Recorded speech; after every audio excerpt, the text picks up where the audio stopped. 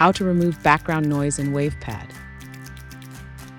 Go to the Tools tab and click Noise Cleanup to automatically remove background noise using AI without adjusting any settings.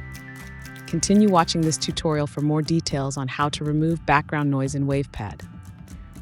With your audio file loaded in WavePad, go to the Tools tab and click Noise Cleanup to automatically reduce background noise using AI. You can also use additional noise reduction effects for more control. Go to the Effects tab and click the Cleanup button on the toolbar. Under Noise Reduction, select Automatic Spectral Subtraction.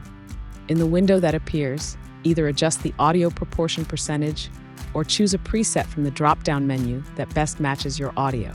Click Reduce Noise, then listen to your file after the effect has been applied.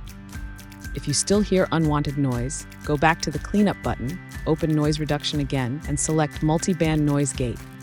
Adjust the slider to your preferred level or choose a preset from the drop-down menu, then click Reduce Noise.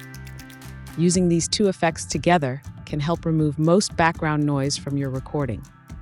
If you prefer a guided process, click the Cleanup button once more, go to Noise Reduction, and select Noise Removal Wizard.